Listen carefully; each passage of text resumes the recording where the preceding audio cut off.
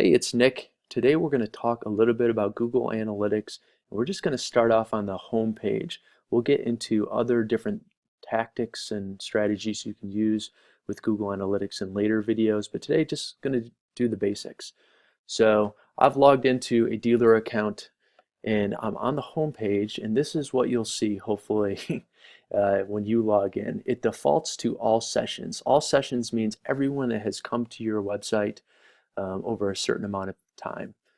It will typically default to the last 30 days, but you can change it when you go up to the right and click on the drop down, and you can change it to November through the end of January if you want to look at 3 months at a time, or maybe you want to look at your fiscal month, and it's a little bit different than, again, a calendar month or something like that. You can do that as well. Let's go look at these numbers. So again, it'll show you the ebbs and flows of your traffic.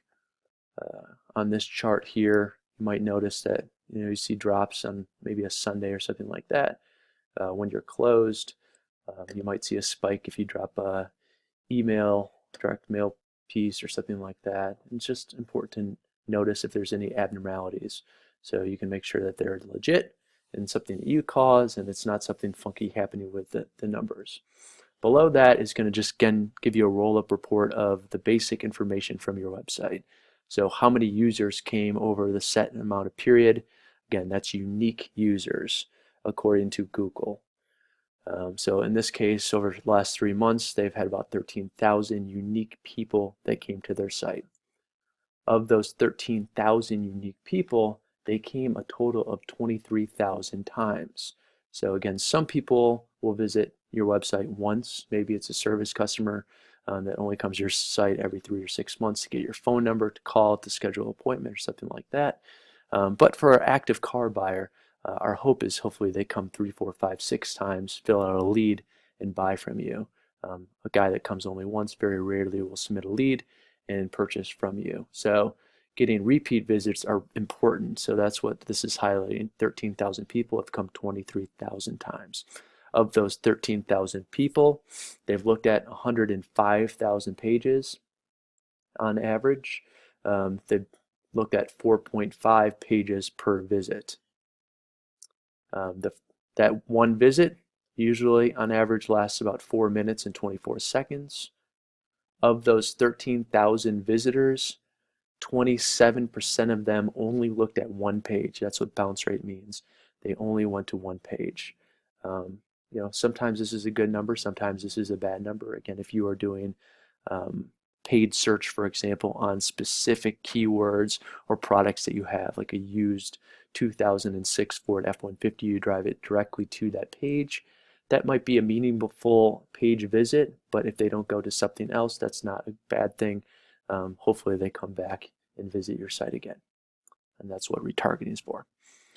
The last number on this page is percent of new sessions. So again, of these 13,000 visits over the last 3 months, about 50% of those people are brand new to your site and haven't been to your site before, according to Google Analytics. Not 100% accurate, but gives you a little bit of information. If you scroll down, you'll see a little bit more. You can click on demographics and see the language. So in this dealer's case, over 95%, 96% of the traffic was English. You can see some of the others, less than 1% spoke Spanish here. And this is based on browser settings. So not to say that, again, 96% of the people don't speak anything other than English, but the primary language that their browser, like Google or Yahoo or Bing, is set to is English. Country that you're driving the traffic to, hopefully, again, most of your traffic is coming from the United States if you're a United States dealer. City, again, you can see that as well. Browser, if you're interested to see what type of tools your customers are using in finding you, so Chrome, Safari, operating systems, Windows, or maybe this is again a mobile phone, iOS and Apple product, service providers, again, what cable companies or internet companies are using, operating systems. We don't need to go through all these different things, but that kind of gives you a snapshot on what's happening. To the left, there's a bunch more information, and we'll do some specific videos directed at those in later sessions. Thanks, and let us know if you have any questions.